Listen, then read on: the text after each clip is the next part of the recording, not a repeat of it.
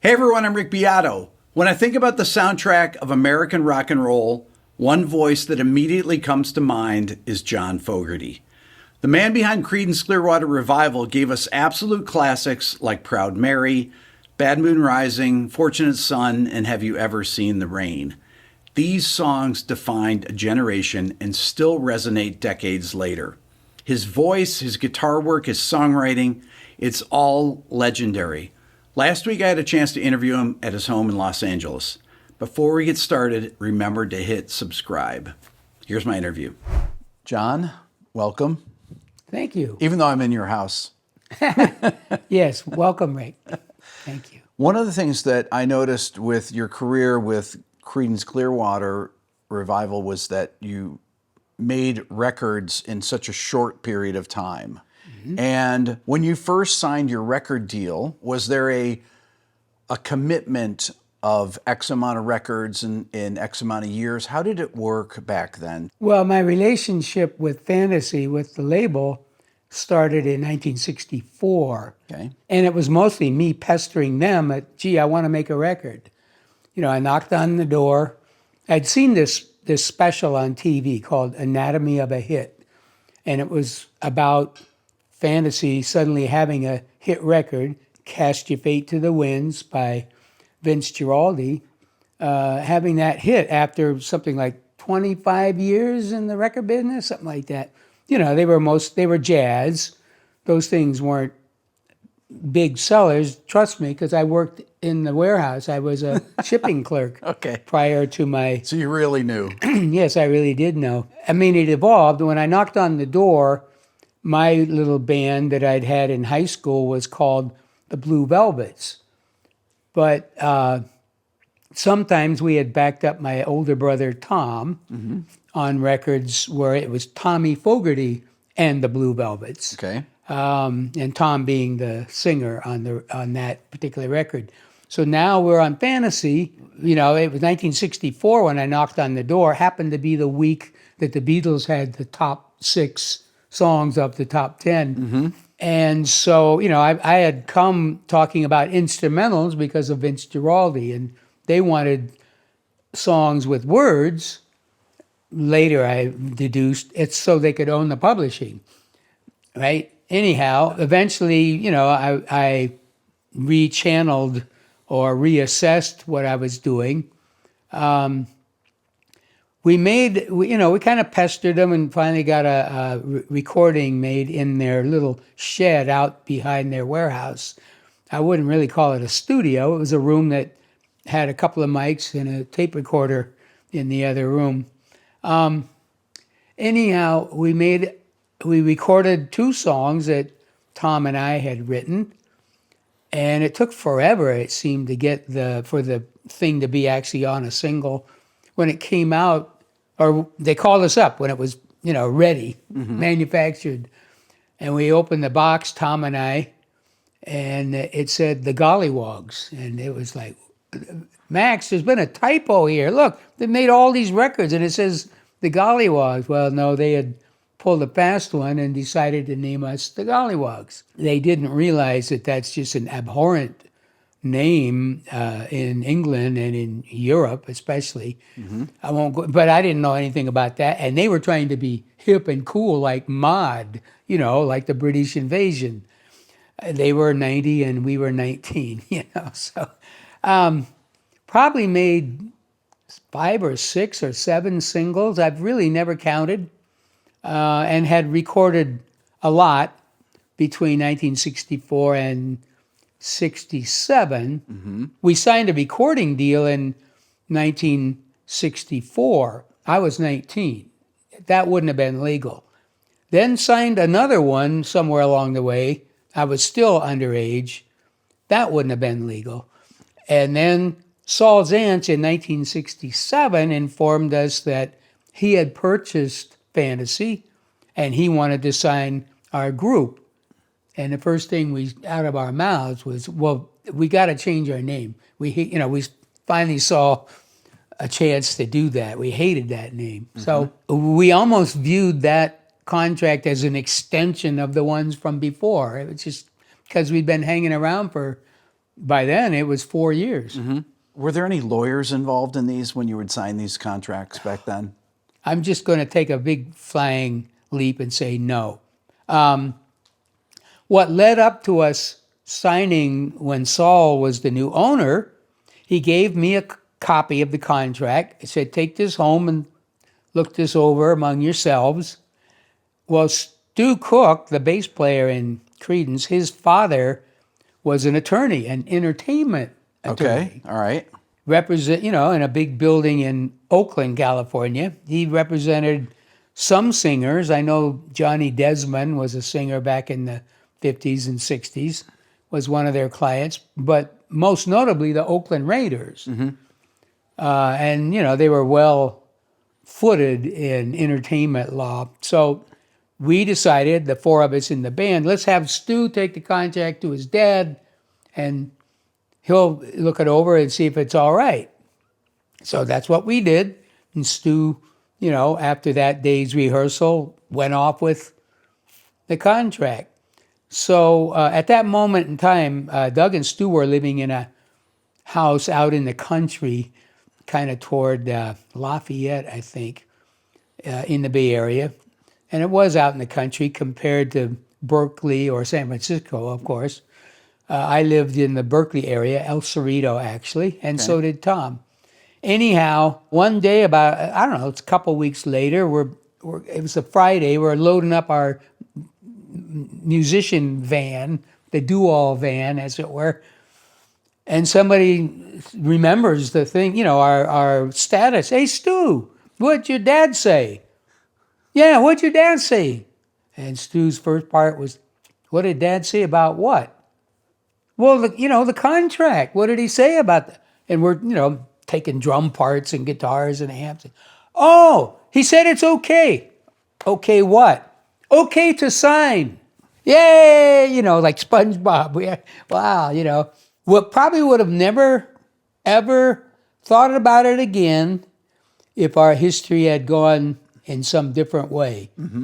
Number one, if we had just been total duds, who would have known? That's right. Or if the group hadn't broken up, perhaps wouldn't have known. But the fact when the group broke up, Fantasy let everybody else go out of the contract. Right. And I figured I was let go too because I wasn't in a group anymore. But no, they informed me that they were exercising the option in the contract. And after a little bit of time, I was not feeling great anyway about the band breaking up and all that. Comes to find out I owe them so many recordings is going to take me basically the rest of my life. I'm therefore a slave. Right. So you asked about how does it all work with contracts and all that. I'll never know because me and Stu are certainly not on speaking terms. And I've heard so many different stories anyway from my former bandmates that, it's kind of like our current situation in America. Who knows what the truth is? Because we've seen so many obvious lies. And so I don't know if Stu ever actually showed that to his father or not. Or as Julie sometimes says, well, maybe he just looked at it and went, they're not going anywhere anyhow, and kind of rubber stamped it. But I'll never know what the truth is. Okay. So you asked, is a lawyer involved? Yes/no. Yeah, pretty much no. No. Now, you have written many of the biggest songs ever. You have so many songs that have billions of streams on Spotify. Yeah. And your music resonates today still. Things that were written in the late 60s into the 70s, these songs that are these billion streams. It's almost impossible to have a billion stream song. You have multiple songs. My kids know all your songs. Why is that? Why do your songs keep connecting to every generation? Well, the first answer is I don't know. Okay. I'm a fairly humble person, I think, even though, when it's time to do something artistic, you certainly stick up for your own feelings about it pretty hard and fast. But as far as actually assuming that you understand or know all of that, it's just too big to know. I think there's a couple of things that worked. I tried really, really hard to write a great song. And of course, if you're ever able to even do one, which I had finally done writing Proud Mary, what I learned was I'll keep trying this and keep doing this, but I'll throw away a lot of stuff. And the process of creating for the public meant you don't just give them everything you think of. It's a presentation. You polish your work. You try to make it the best that you can. So obviously I started, back in those days, I used to say, for every song you hear from me, I've written 10 that I've thrown away. It didn't mean that I actually finished all 10. It meant that somewhere along the way, this isn't going to develop the way I want. So I better turn the page and start on something else. So that was the first part. I really tried to wait until there was a song that I just thought was so obviously a good thing that it was worth pursuing. And then I think one of the other parts I would do is I would try to make things seem a little more general, rather than, John walked into a bar and he saw an alien. I mean, try to make it more general or more universal so that other people can place themselves in there. Sure. You mean lyrically? Yeah. Yeah. But I think there's other stuff that I really had not much control over, and that would be just who I am. I mean, I've had a few years to think about all this. I came from lower middle class. I always pictured it as a kind of in life, sort of a class struggle of where I was against the well-to-do people up on the hill, the people that had ownership and pulled all the levers and that sort of thing. So I think that even subconsciously, that's the stance in my songs without me even trying. It's just who I am, right? And a lot of the other artists' songs that I love, let's say Woody Guthrie or Pete Seeger or Bob Dylan and certainly the Beatles, they seem to be coming kind of from that same place. Yeah. Which is why, to me, they resonate. Okay, I want to play a couple things. Let's talk about Proud Mary first.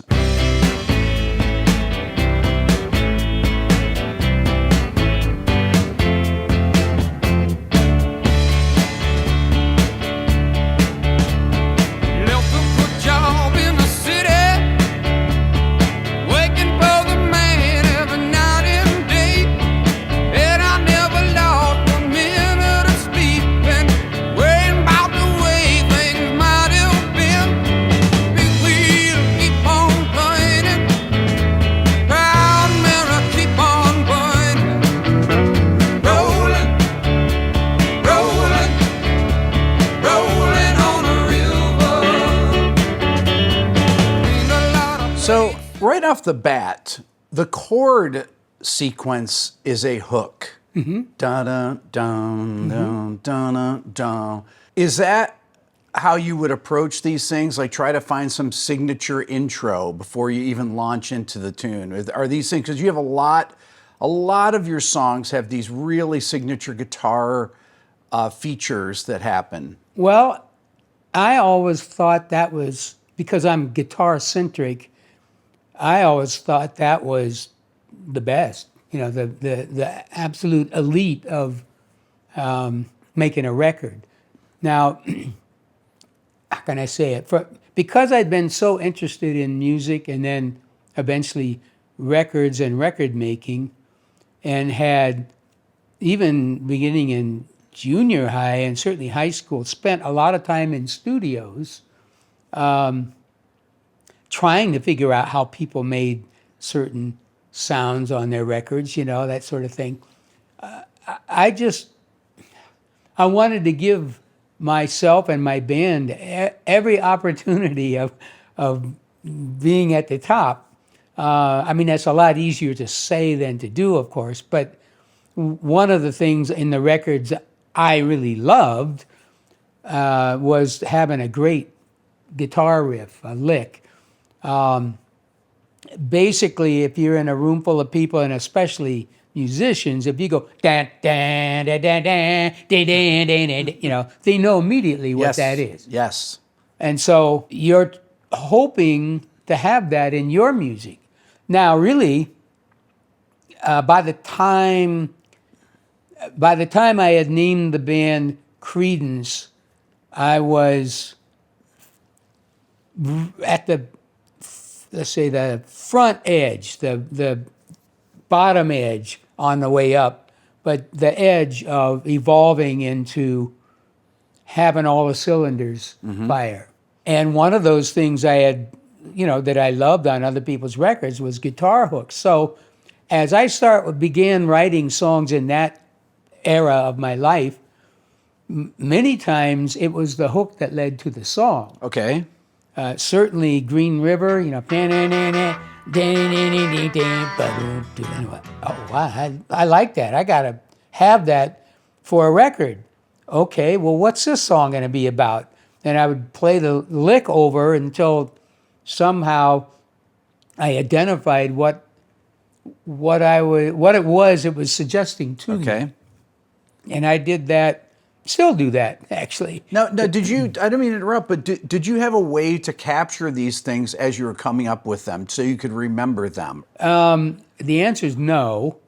I didn't really, you know, an iPhone or smartphone, iPhone is perfect. Right. Because I sit there now and I mean, it's only if I'm supremely lazy that I'll sit there doing a lick now and the phone's right there and I don't even bother to pick it up. And, you know, back in the day, if I came up with a lick, number one, you're 19, you're 20, your life is not crowded with all the things that eventually being an adult crowd your life with. Sure.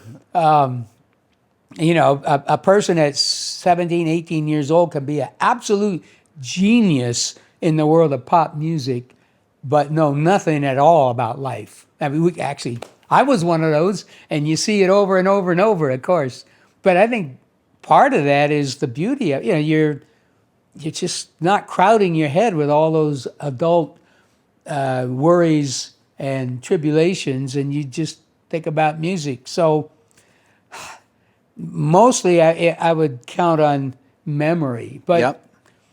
I got to say that since this was the absolute focus of my life, I was manic about it, especially in the years 1967 through 1971. There probably wasn't much chance I was going to forget a good lick because I would sit there, yeah. And sometimes how they usually happen for me is I'll be just noodling, just practicing on the guitar, and then a couple of notes, there'll be a sequence. Oh, it's like the start of a lick. Okay. But now it's a puzzle because it's up to you to put some more notes with it or not. Yeah. Whatever is going to be the choice, it's up to you to figure out the puzzle to actually turn it in, not to just a couple of notes, but into an actual complete lick. One of the ones, you know, that came later was absolutely that. I mean, it's a textbook to me. One morning in about 1984, I think, I had come, you know, just started up my little studio, got the guitar plugged in and noodling around, had a certain tone on it, really like a bluesy kind of edgy tone. And I went, down, down, down. And my eyes went, that was, and it hung in the air for a couple of nanoseconds, even long enough for me to realize what you come back with, it's not complete. It's the first part. Now. And and basically, if you answer it correctly, you've won the big prize. But if you come back and it's something stupid, it's all gone.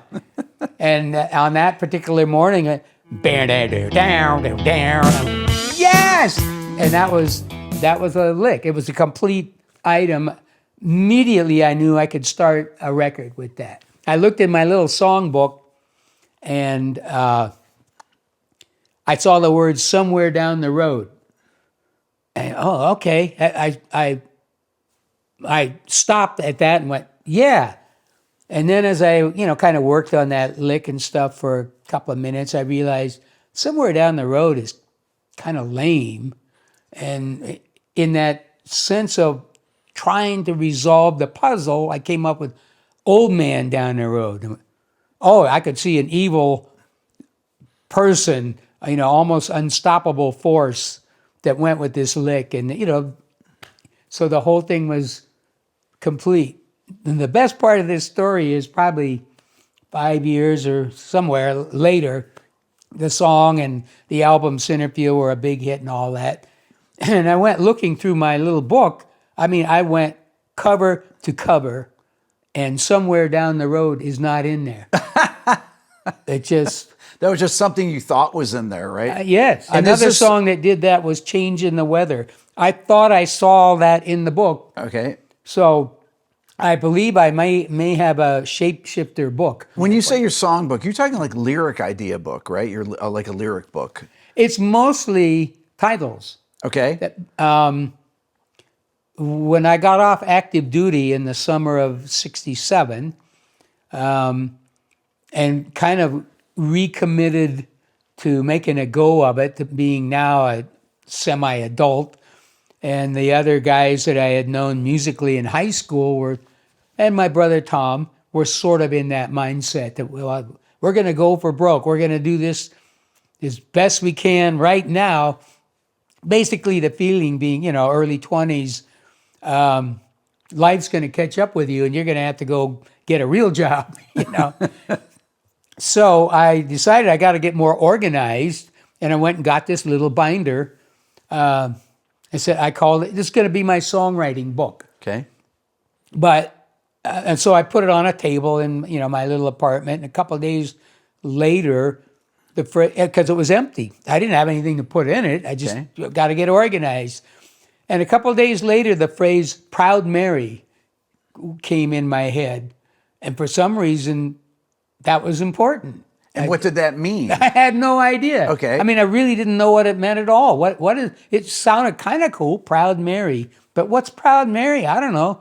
But I wrote it in the book, and that was the very first entry in my book. Amazing. And many months later, on into the next summer of '68, having already gotten the first album out that has Susie Q on it, I'm now writing songs, in earnest for the second album, for the next album. And this book is filling up now, right? With titles. Oh, and yeah. things like Many, that. many more pages have filled up. In fact, on that first page is also "Bad Moon Rising," right? But I hadn't done anything with it yet. Okay, wait. Just go back on "Proud Mary." Okay, so what is the process? You come up with a chord sequence, then you say, "I have this title," and then where do you go from there? Well, this is the way "Proud Mary" happened. Okay. Again, it's the next summer, like June or July. Of course, what has been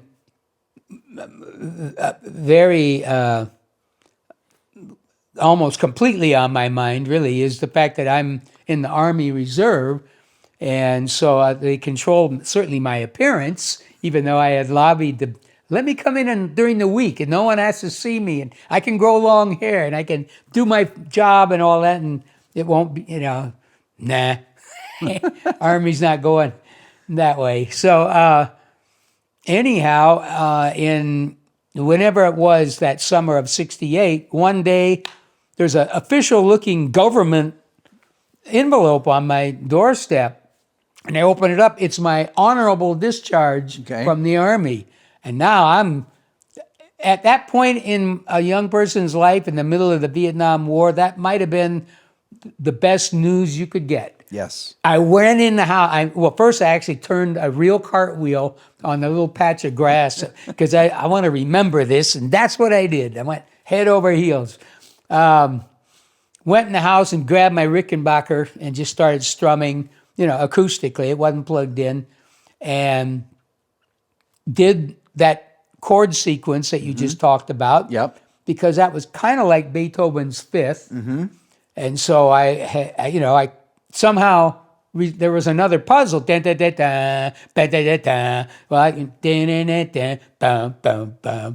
resolved another puzzle. Yeah. Right. And then as I'm strumming along, that first thing, left a good job in the city, working for the man every night and day. Well, that obviously was because I had just gotten out of the army. Right. Right. And I'd start working on this thing. Eventually I'm singing rolling, rolling, rolling on the river. And that really pulled my heartstrings, touched deep inside of me. Wow, this is, what is this? This is starting to be pretty cool. I go on my songbook, I open the book, and I see Proud Mary. And what I haven't known until about 6 months ago, at the very bottom of that first page is the word riverboat. And even though I've been telling this story for years, I didn't even realize that till I looked at the book, kind of recently. I had to have done some sort of blank. Wow, Proud Mary's the name of the boat. It's a song about a boat. Who writes a song about a boat? But that was the process. And that was, you see how that happened. I decided to get organized. I get a book. Mysteriously, the very first thing Proud Mary.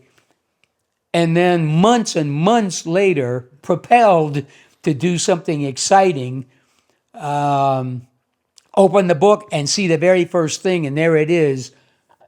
And also, when I finished it, within the hour, Yep. I looked at the page and I went, John, you've written a classic.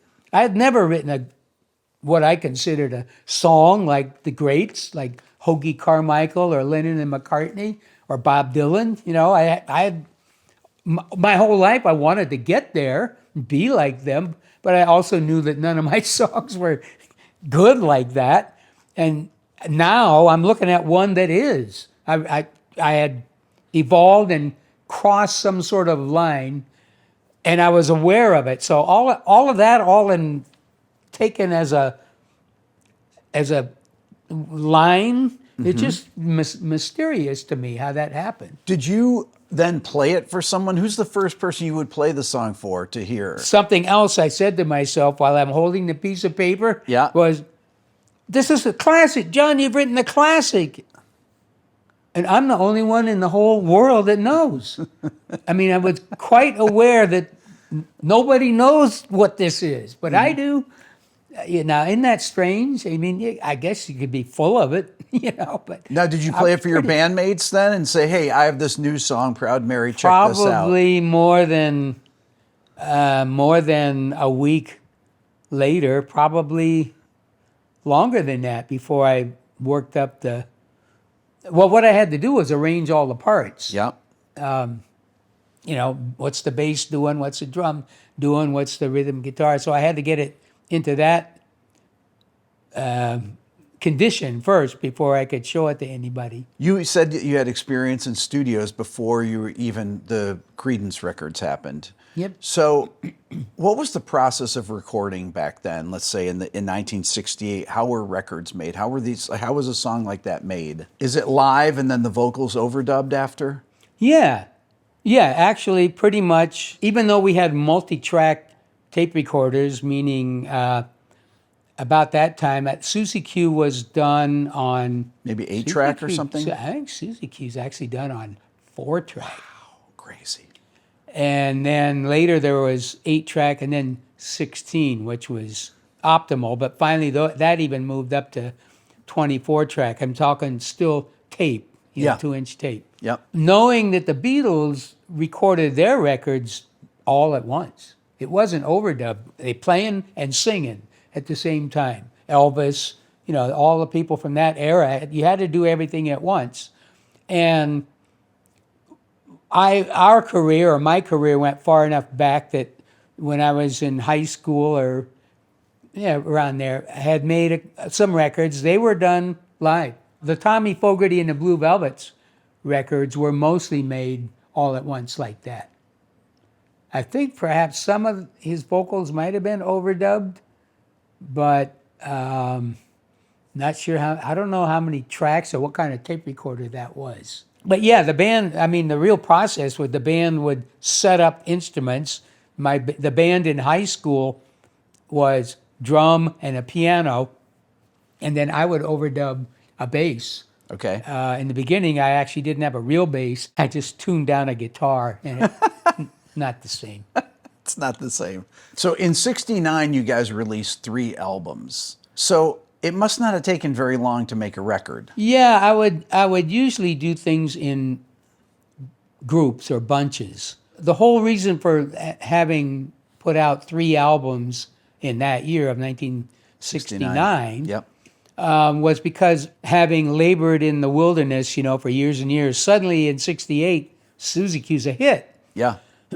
And so I kind of took stock of myself at the end of the year of '68. Basically, he said, "John, you're a one-hit wonder now." But the irony is there's a real sense of urgency, and it is ironic. You can work forever, 10 years or more to finally get a hit. Now you got like 5 minutes for the next one. Otherwise, there's some sort of built-in spotlight. This thing will self-destruct in 10 seconds, right? And you have to come up with it now, or else you're the sophomore jinx. And everyone, I don't know why, but everyone kind of does that. Yeah, that's not as good. Never mind. They only had one in them. And so in taking stock of, my situation at the end of '68, we didn't have a manager, we didn't have a publicist, we didn't have money. I'm on a tiny label, and it's a jazz label, and clearly, gollywogs, I rest my case. They don't know anything about rock and roll. So it was like, John, I said to myself, John, you're just going to have to do this with music. And that was the whole motivation for 3 albums in 1 year. I just got to overcome the competition, with more and more songs. Did you find that you just kept hitting home runs? Was it just easy? I'm going to say no. Okay. But yet, if you're in the mindset and you put yourself through whatever it is you perceive is the routine to put yourself through, and a week later you have a great song and arrangement and you're ready to go record it, then that is a short amount of time, right? But I was certainly tuned in, especially during that era of my life, to the concept of don't mess around with anything that's a little vague or off the mark or not quite a bullseye. You just want to hit the bullseye every time. Don't worry about, I've got to be artistic now. I want to be an actress. Don't worry about all that stuff. Just go with your gut and, make it as powerful as you can. And don't even worry about being redundant, because people, they get into their 30s and now, I'm going to take acting lessons or I'm, whatever. I didn't want to get diverted from the obvious central attention I had. So was it easy? Yeah, well, in that sense it was. But I still was writing 10 songs for every one that you heard. Okay, so let me play a couple other things here. So.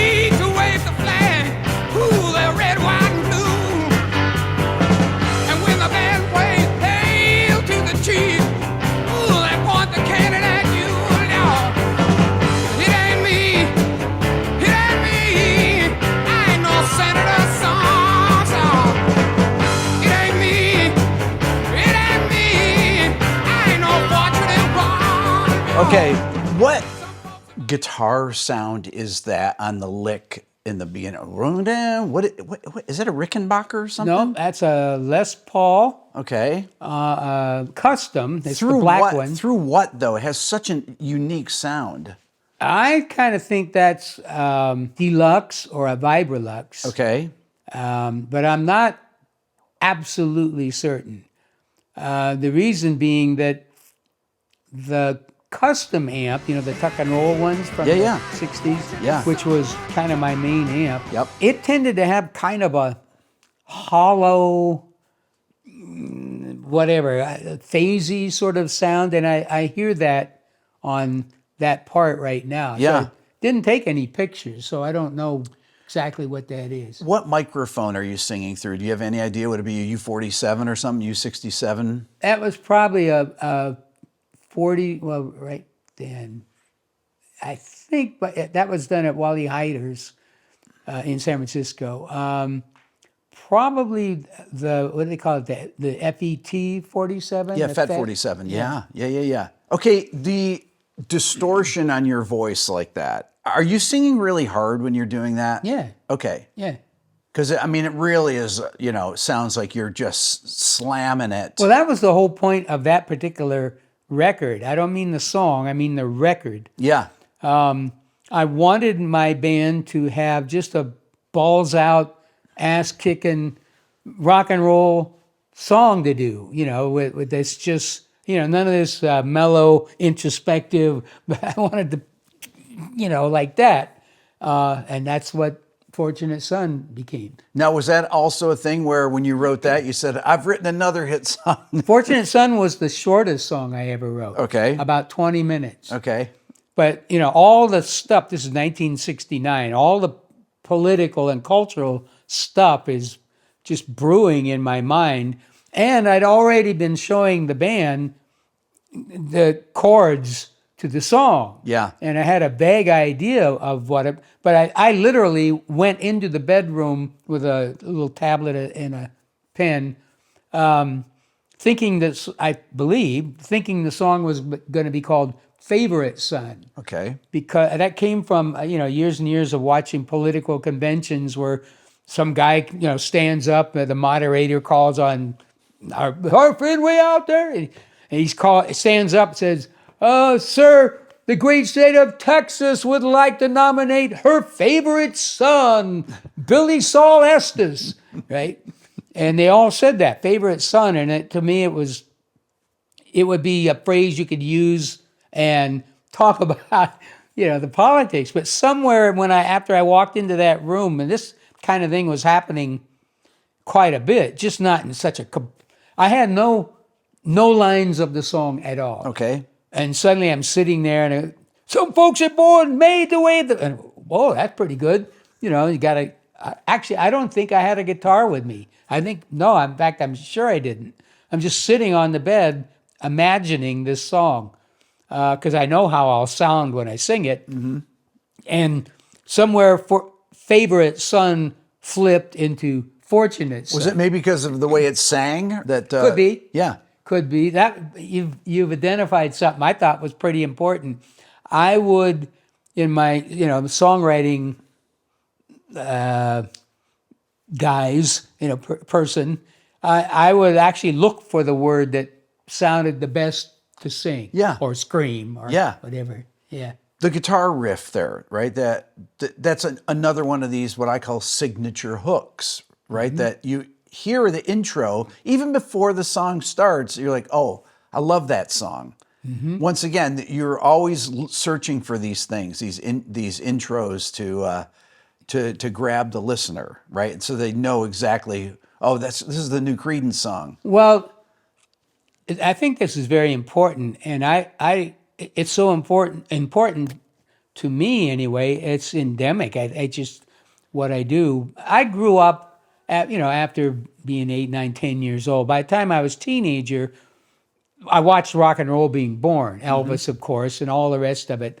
And so you're immersed in that culture of records that are made for you, right?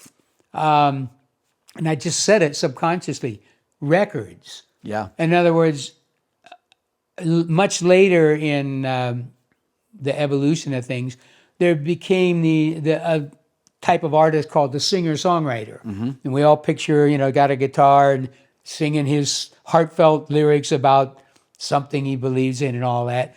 And in that sense, or with that as an alternate, there's many, many, many great songs that perhaps didn't have a good record made out of them. Yes. Yes. Right?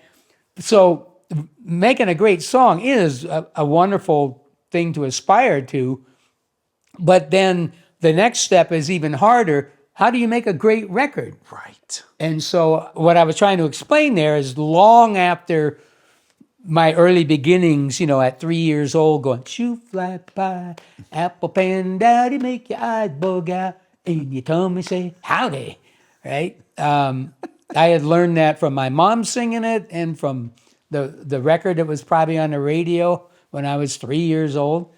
But by the time I got to where there was rock and roll, it wasn't just a song, it was a record. Right. And so, and clearly, Elvis really shined with, when he got to where he had 2 good songs on 145. Yeah. And the Beatles just annihilated that, that was a 550-foot home run. All those singles were double-sided, meaning they were making records. They didn't just make songs.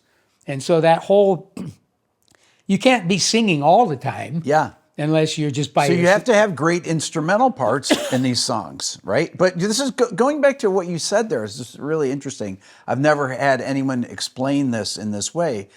It's not enough to have a great song. No. You have to actually have a great arrangement and actually put it down and have a great record, great recording of it. Yes.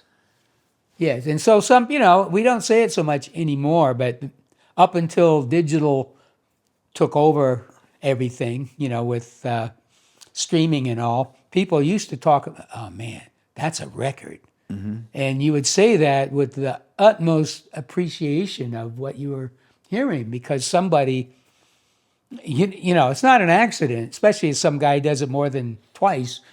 Somebody's thinking about that and making it a record. Because there's the whole, it starts, there's a beginning, some time passes, something else happens. It sets the table for here comes the vocal. How long would it take to do a vocal take? And would you do it? Would you be like, oh, I'll do one verse, then I'll sing the chorus. I'll do the verses first. Or would you sing the whole song all the way through? What was your process? Most of the time, Susie Q was probably one take. One pass. But after that, and I Put a Spell on You was probably one take. I came here to do this. I'm going to do this, But I think probably after Proud Mary, I think it was still pretty much based on doing it once. I'd go through, and if I heard something, I'd say, let me sing that again. It wasn't really till way later you started doing the idea of comping. Yes. Which I do now. Yeah. Explain that to people that may not know what comping is. Well, from the way it works for me, especially if everything's okay, if you have a problem, you might end up beating that song to death. You do it today, come back tomorrow, come back next week. For some reason, it's a mystery to you or you're not getting it accomplished. But ideally, for me, I would go, nowadays, I go in a studio and I already know I'm going to probably sing it 3, 4, 5 times. Yeah. But that should be it. Yeah. And then what you're going to do, so you've got 5, by the way, all of this is available now because of Pro Tools, which is digital. You kind of have unlimited tracks. Right. Yeah. Back in the day, if you had even 16 tracks, sounds like a lot, but you might have 8 tracks just for drums. Yeah. So you got the snare separate, you got the kick drum separate, then you got toms in a stereo mix, then you got the cymbals, and then some room mics. There might be like 8 of them are already used up by drums. Then you might have the bass on 2 tracks. Yeah. Each guitar is probably 1 track each, and leaving yourself maybe 2 tracks left for the vocal in the background. You pretty much had to do the vocal now, is what I'm getting at. I want to talk about another song here. Okay. This is a song that is your most streamed song, and to me, this is one of my favorite songs of all time.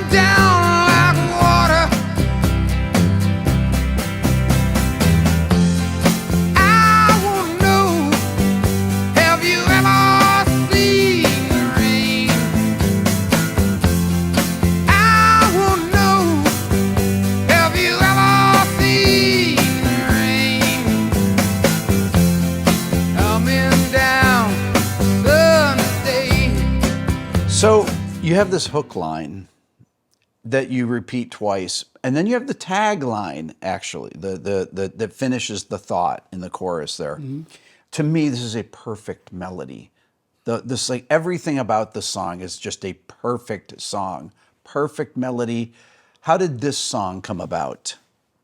By the way, I'm so glad that I wrote that song and got that written during that time frame. And also the other thought I had, that's a folk singer. I'm being a folk singer, and that's kind of a Pete Seeger-ish, Peter, Paul, and Mary sort of, because I don't naturally do that now. I have to remind myself that the record goes this way. Right. This song is literally about Creedence breaking up. My band's breaking up.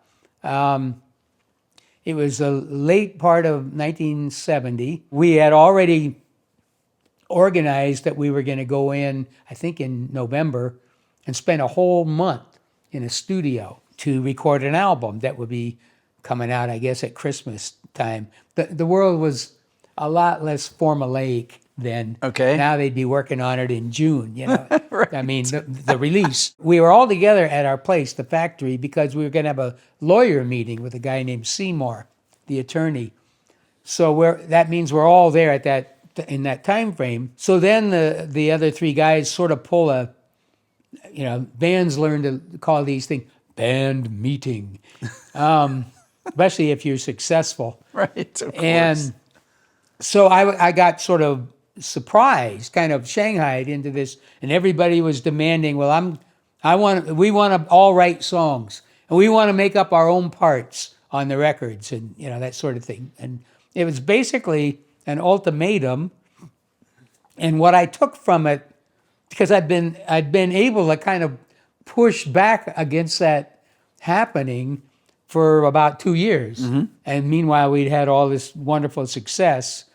But it was clear at this meeting that the band was going to be no more if I didn't acquiesce. So, of course, I did. I mean, the band was a beloved thing to me. And I guess it probably comes off as sounding a little haughty or maybe arrogant. I just figured that I was able to, I had solved the puzzle. Right. I knew how to get there and make it. And, of course, we were way up in the clouds as far as showbiz success. And so I thought that was enough of the reason, that success was the reason. But everybody, well, I don't know, in my point of view, the other fellas didn't actually realize what it took for us to be sitting there. Sure. And I was creating all this stuff and showing it to them rather than them creating it and showing it to me. So the specter was going to be, we're all writing songs now and we're making up our own musical parts. So November comes, we start showing up at the studio, But it's exactly like what had happened back No one's in... got any songs but you, right? Yes. In Of 1967, course. when we had started rehearsing and all that, we're going to meet every day. This will be our routine. And then whoever has some songs, right? And so in 67, which was only 3 years before this, it's all right, anybody got anything? And then everyone would kind of look at their toes. Okay, well, I got something for us. But at that point, I had no success yet. Yeah. So I didn't even know if what I was doing was good or not, Sure. right? Yeah. So that happened in 1970. Now we're meeting and no one's, so I start filling in the gap in the vacuum.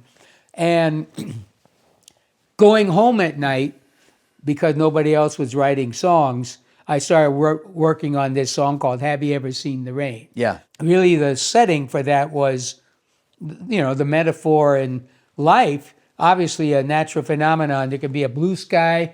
Way over there, out of your vision, is a storm or rain clouds, and something in the upper atmosphere is pushing the rain over, and it falls on you, but you look up and it's a clear sky.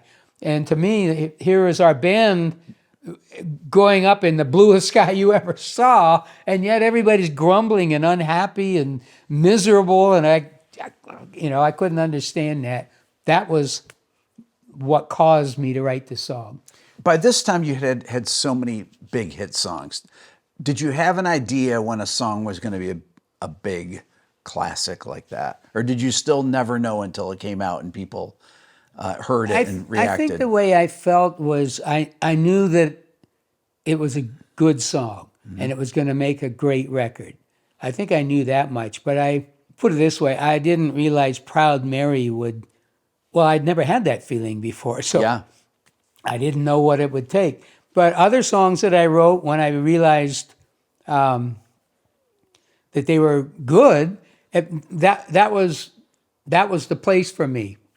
This is a really good song, a great song, and it's going to make a great record.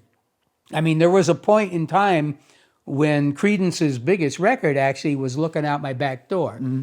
So that surprised me, cool, because I somehow thought it would take something more glowing or, whatever. And here was this kind of childish little tune that I had written.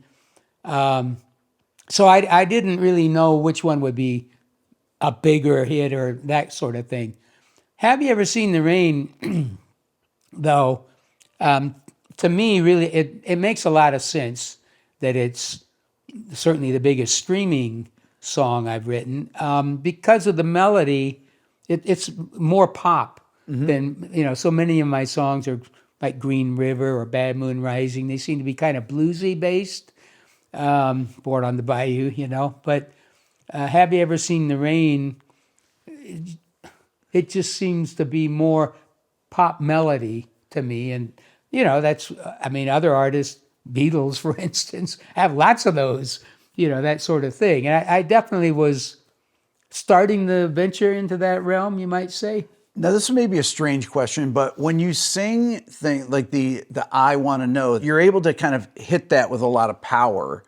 Do you think about things like that, about syllables and things that really sound good? We kind of touched upon that already, but that sound good sung and that I Want to Know part really is a powerful entrance into that phrase.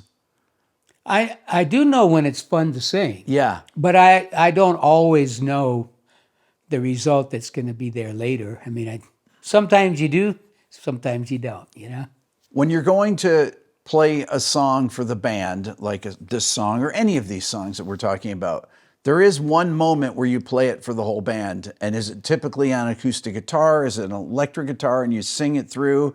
And how do they react? The way I taught the music to Creedence was literally teaching them the music. Many times when we actually made the record, they didn't know how the song went. Until they heard the vocal. And right? a few times didn't even know what the song was called. Wow. That's the extent to which I was arranging the musical parts. And look, Stu, you doom, doom, doom, doom, that's the thing. you play on the bass. Would you talk about drum fills, all those kind of things? Absolutely. Okay. Absolutely. Oh yeah, and even the drum pattern, is it dum da dum dum dum dum dum, or is it boom boom boom boom? You know, I'm making a record, not just a song. Yeah. I'm making a record, and there's a puzzle to be solved there. I'm trying to make a groove. Yeah. Right, and Yeah. so I would put those together in my mind and play along the different parts till I had the one that clearly,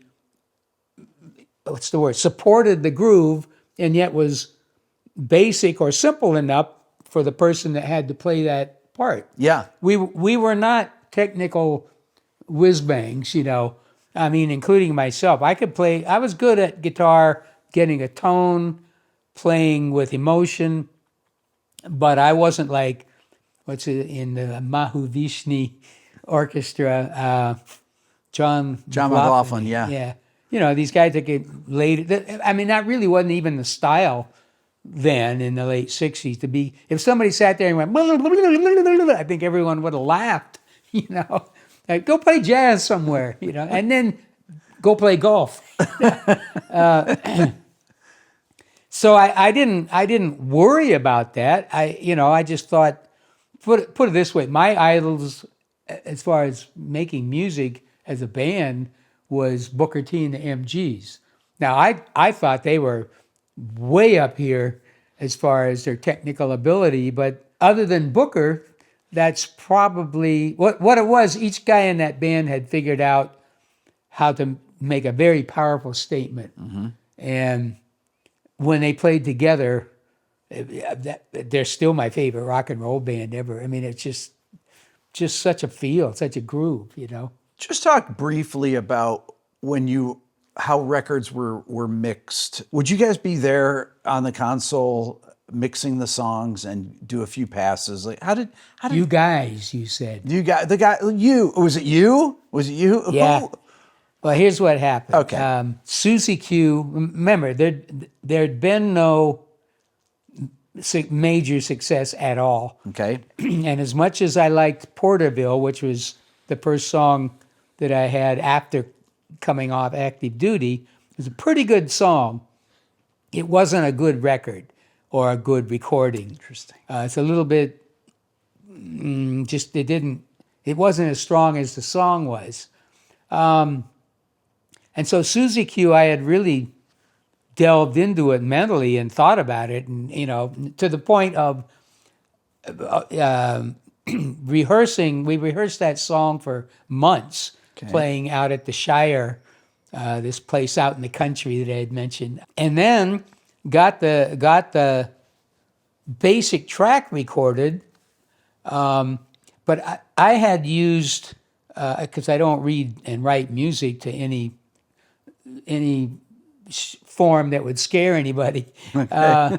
So what I did to figure out how this song was going to progress, I actually took a bunch of pieces of binder paper, taped them together, and made a thing about that long, and basically started Susie Q with the drum thing in fade, and had it come up. And basically the song took a journey like going from California to the East Coast, right?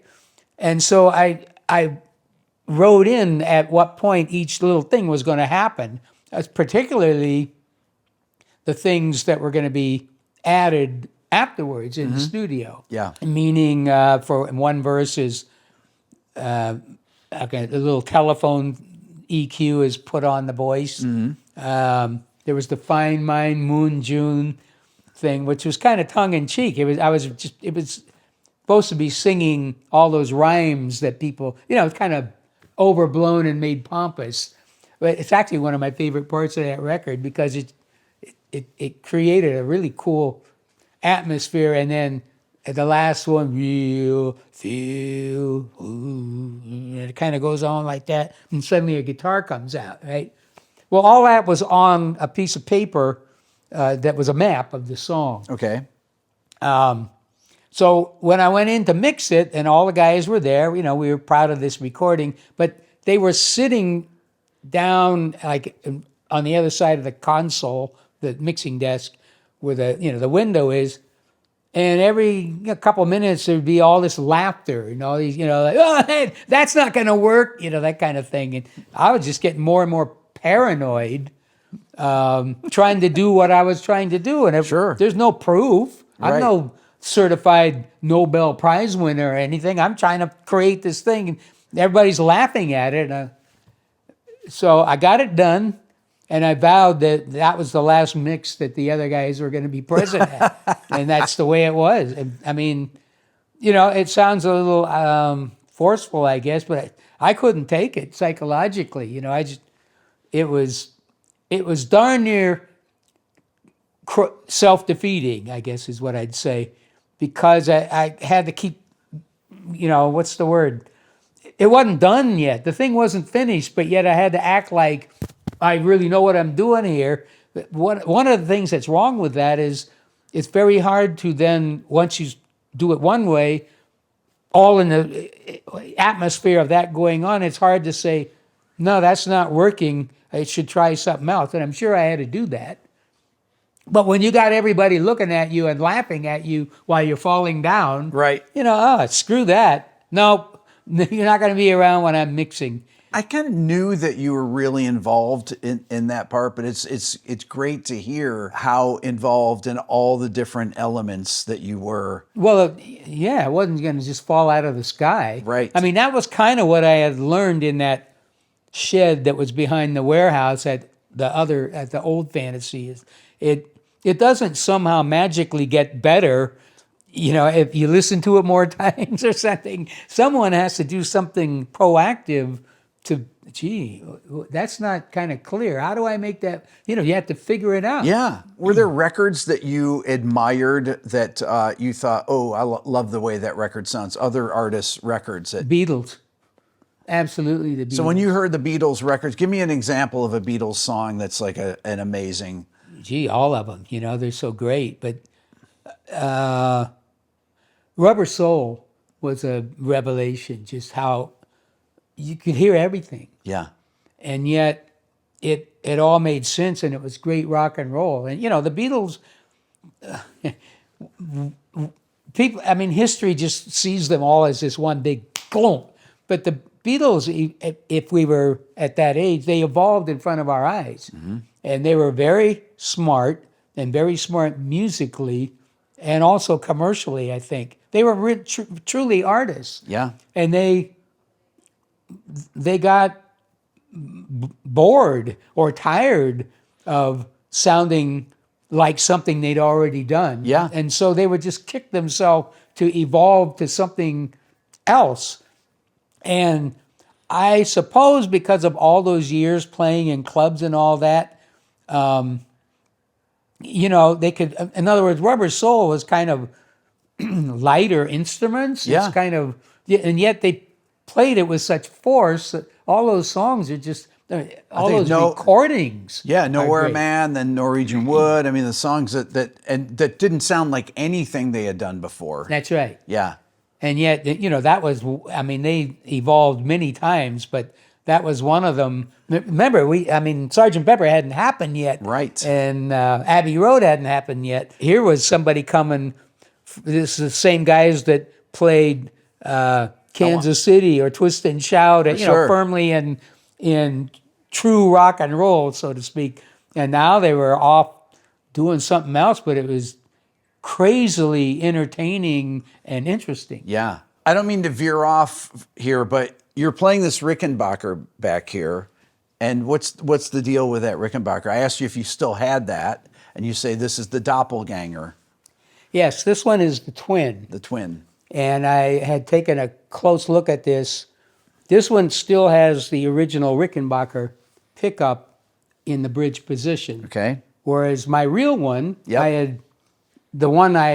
I got both of these guitars right at the end of 68 or probably early 69.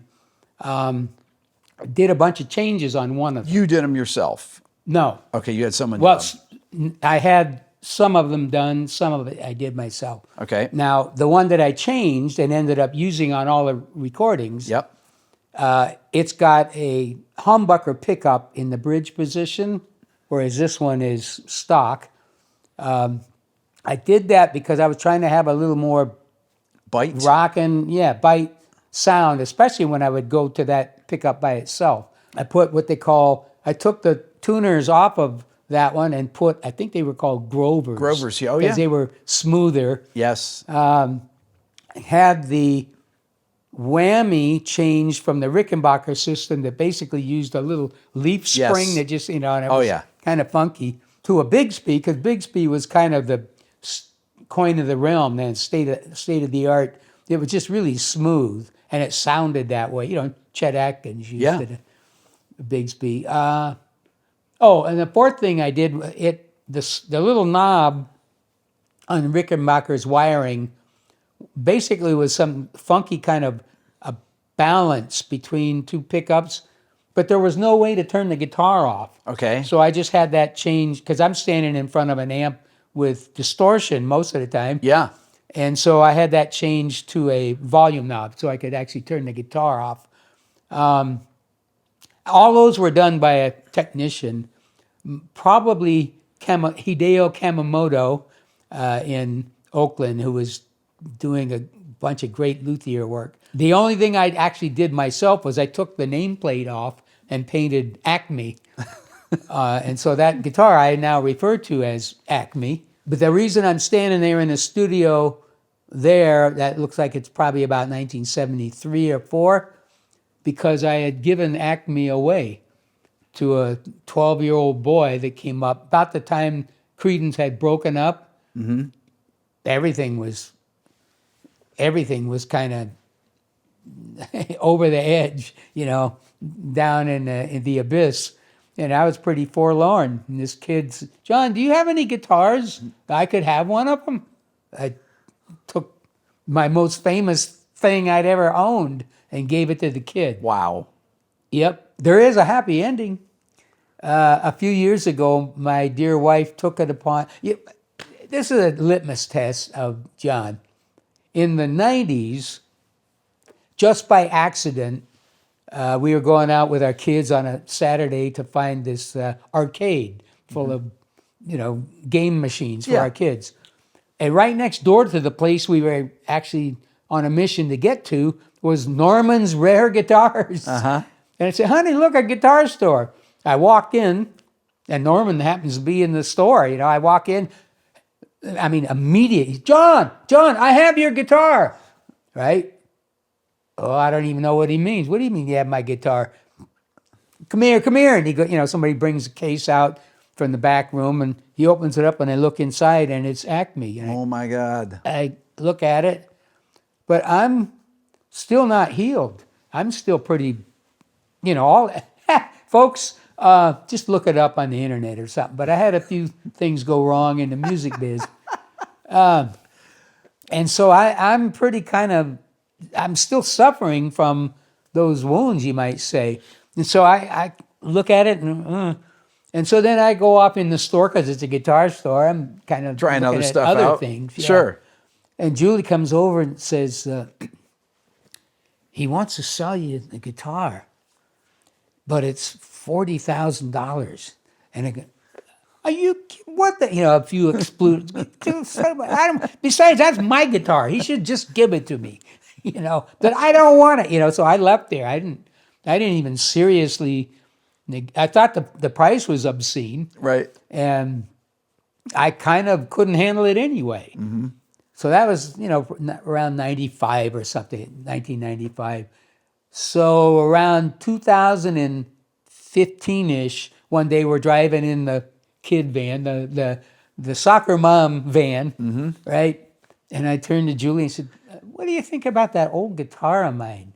You think we maybe could find it somewhere?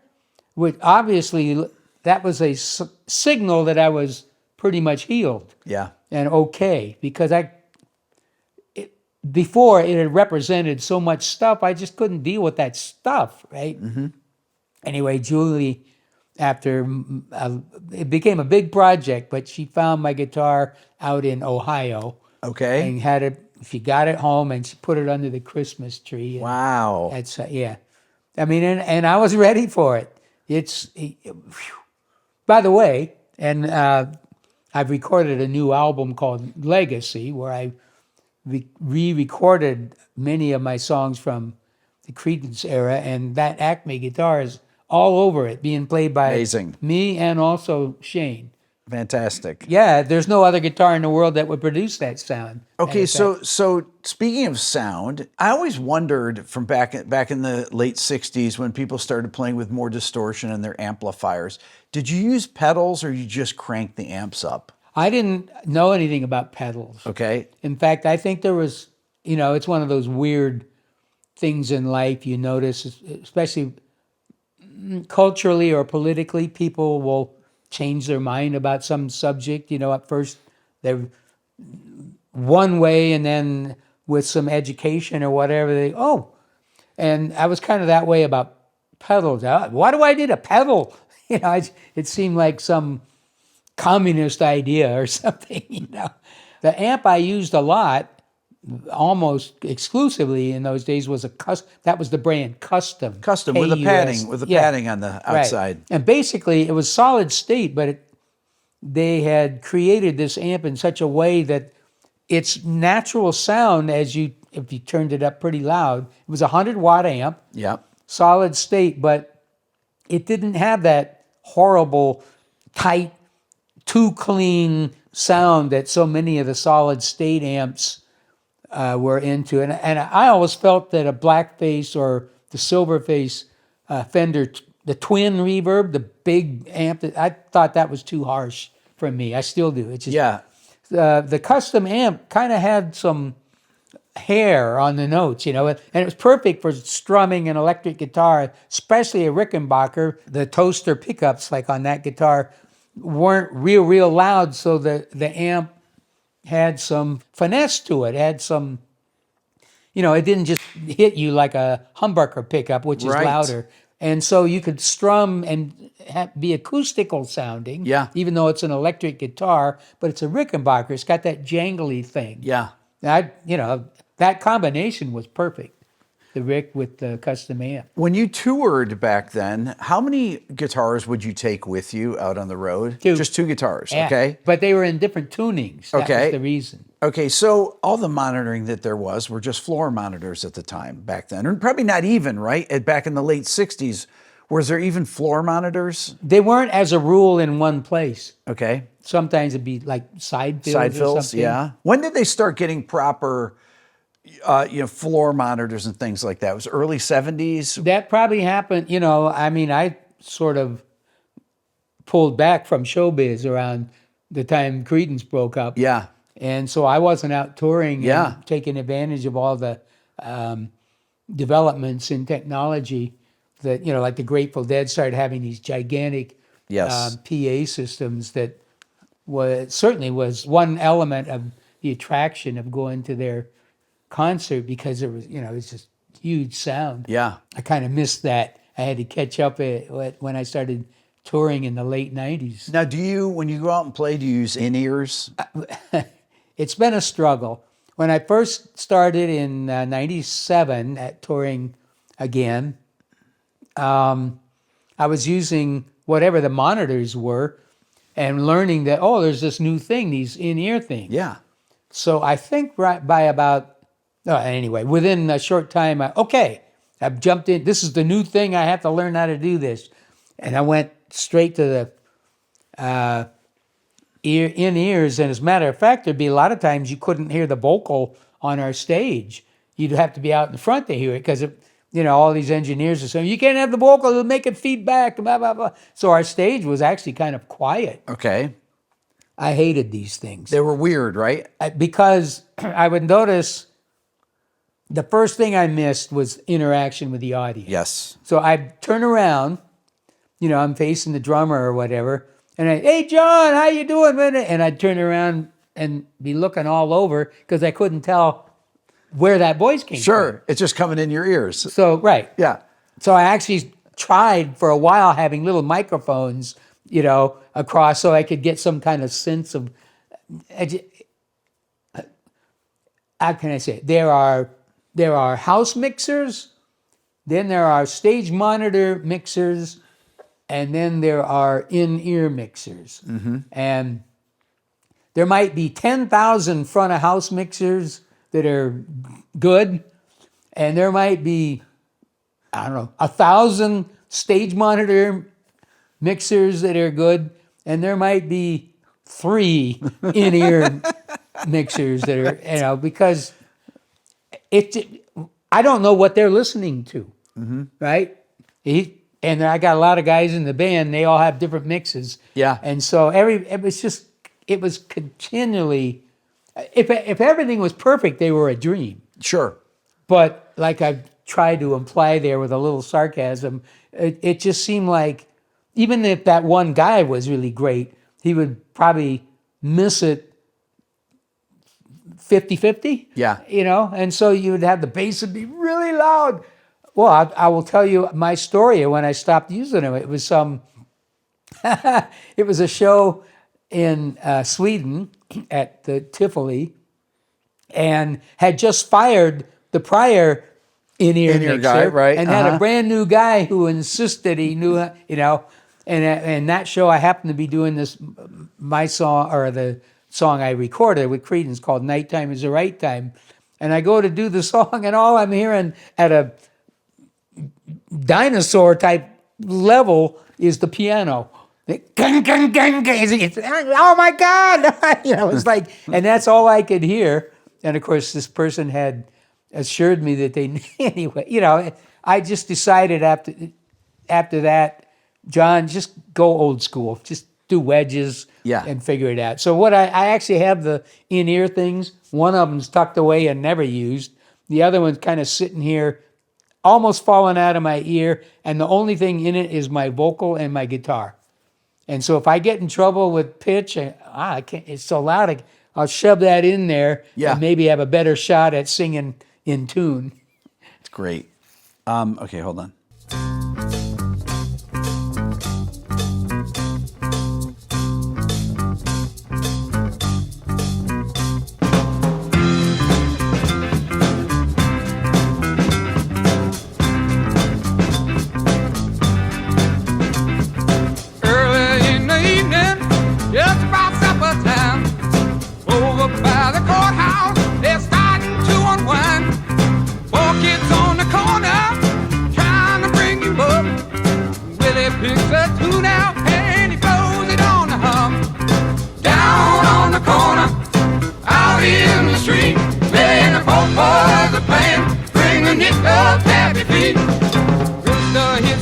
Okay, that riff there I've had in my head for the last 2 days because I knew I was coming out here and going to talk to you, and I just cannot get that out of my head. Was that one of these things where you're just messing around and you came up with that? Oh, that sounds cool. Yeah,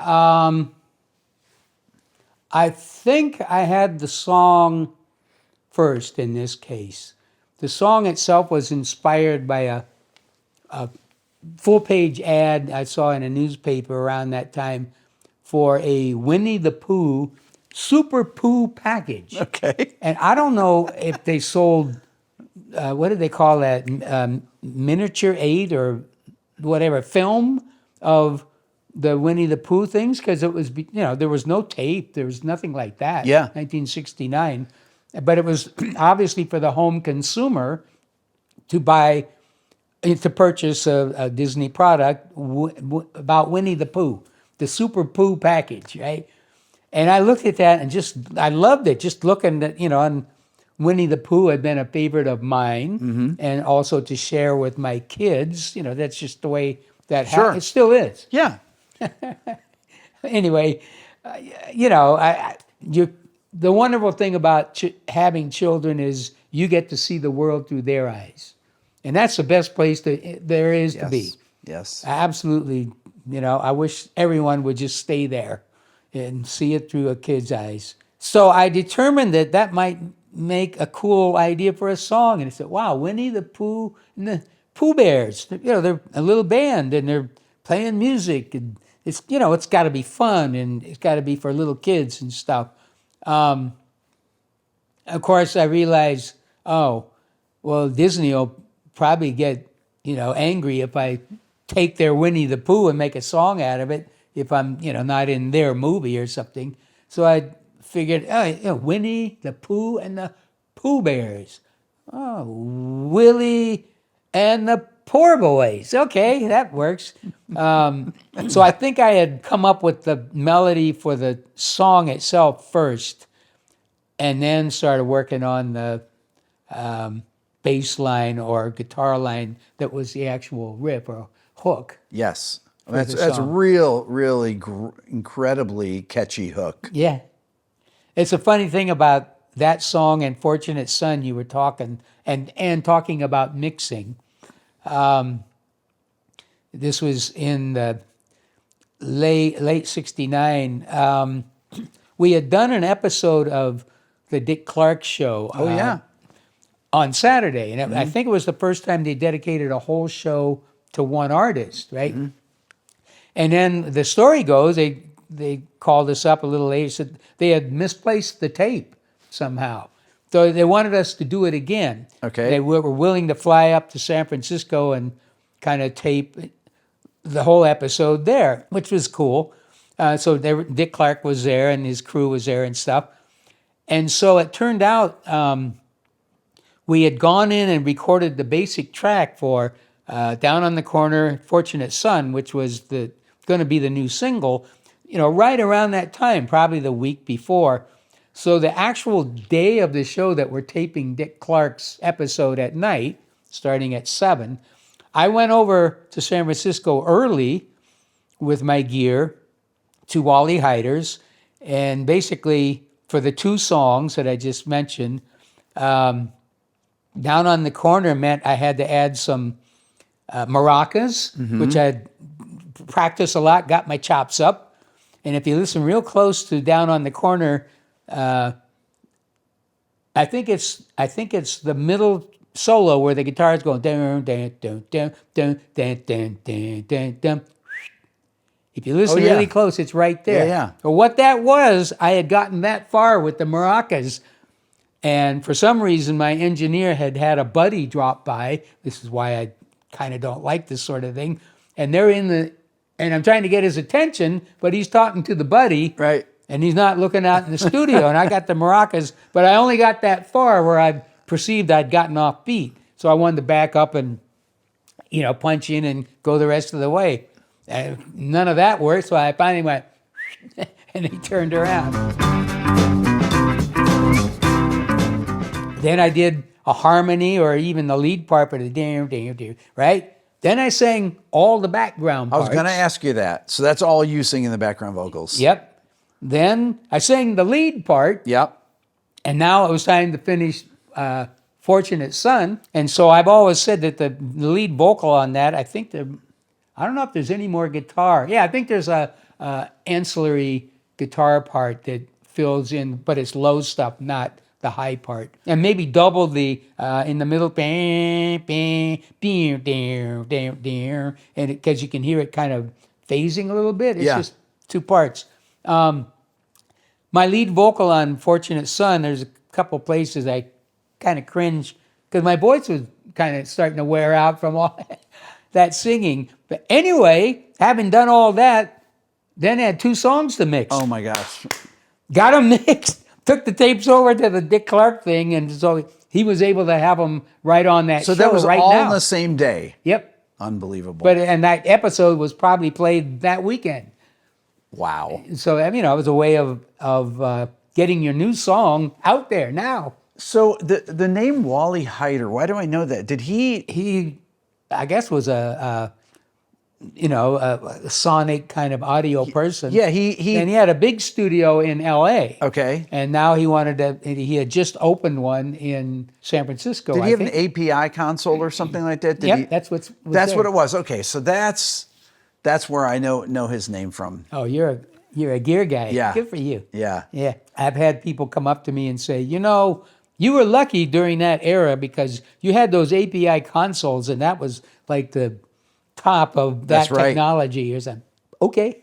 All I knew is they sounded really good. When you listen back on this now, are you brought back to that time period? Yeah. Yeah.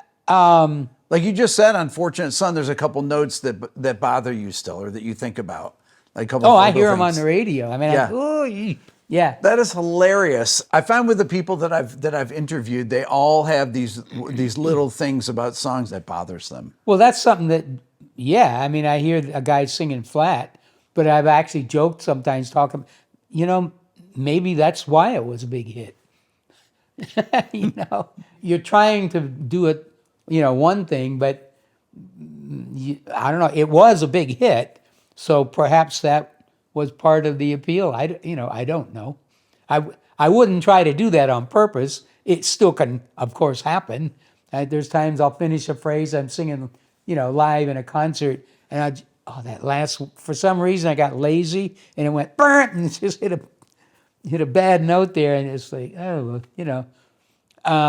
a little easier on myself. It turns out, of course, that one of the things about live concerts is because it's live and stuff happens. Yeah. I mean, when I was younger, some of it would make me nuts, and I would, just get in a mood about it. For one thing, most people aren't that worried about it. The shows I do are not a bunch of tapes synced to some, and I mean, so it's not going to be that kind of disaster. It's real people playing. Yeah. So if you do a couple of what we call clams, it's almost like, well, yeah, my shirt's wrinkled and whatever, and I hit the wrong note there. It's almost an affirmation that we're human, Okay, so I wanted to ask you one last thing here about getting the rights to your songs back. Is that tell me about that? The real truth is I never had them. Okay. So it's really not back. It's for the first time. The contract that we signed, all four of us signed in January '68, basically said, any songs that you will write in the future, he will own. So, I mean, I hadn't really, at that point, hadn't written Proud Mary yet. But they all went into Saul Zance's pocket. So it took all these years. Now, I tried over the years many times myself, going to talk to heads of, big publishing companies and other things. I had actually met with Saul Zance and Bill Graham to be a mediator, trying to work out some way that I could purchase and get my songs back. And basically Saul showed up, but he lied. He didn't. What he said at that meeting there with Bill Graham and Bill's assistant, Nick, he never intended to fulfill. He just wanted me to write him a settlement check, which me, along with the Warner Brothers Records and one other part, there were three of us that shared getting a check to Saul, and then he reneged on, Anyhow, so trying over the years, it becomes a personal, it's like Ulysses or something. A mission. Lifelong battle, yeah. And it just was, I was passionate at times, and then other times I would kind of, God, what a world. Anyway, my dear wife, Julie, a few years ago, took it upon herself. I'm saying this with so much respect, admiration, and love. She was basically saying, enough is enough, right? And even though the people at the record company, which is now Concord Records, is a great big thing that owns Fantasy that Creedence was on, they had said no. Other folks had said no. Even my own attorney had said, it's never going to happen. They're not going to sell it to you. Well, Julie looked at all that and saw something different than what I saw. And I sincerely mean this. For somehow, some way, Julie is able to be in the universe, look at the universe, see things that are absolutely immovable and eternally in place, and yet transfix them move them to get into alignment and get the job done. And that's exactly what she did with my songs. I mean, it's just, some of those individuals themselves had actually, oh, this is never going to happen. And 3 years later, it had happened. And so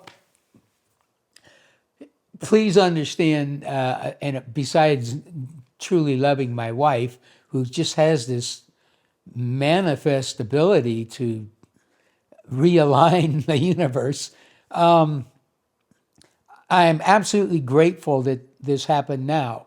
I do not bother myself with all the years have gone by, blah, blah, blah. Because I was that guy in other lifetimes of myself earlier, where you saw time going by and you were cheated, and you're rightfully angry about it, but all that does is waste more time. Right. So this time around, I've really learned that being in such a great relationship with Julie and my family, our family, life is already great. So when she came along and got my songs back like this, it's just, I've told people sometimes, it's almost more that it's just a relief. Right. Meaning, yeah, it's great. Now I own the songs and all, but I don't have to wake up in the morning and go, oh yeah, I got to go fight for my songs today, because that's how I felt every day. And then, because I was duty bound, I was supposed to. Yeah. Really, did I want to do that? Well, no, but it was my duty because they're my songs. Absolutely. I don't have to do that anymore, folks. I can just hang out the laundry, outside like they used to do. And the feeling of, everybody's sharing in it, really. It's, it's about dang time, and it finally happened, and I feel pretty good about it. Well, that's amazing, and congratulations. Thank you. John, it's such a pleasure to talk to you today. Thank you so much for making the time. Thank you, Rick. I got a little bug, so I'll do it that way. Great. Thank you very much.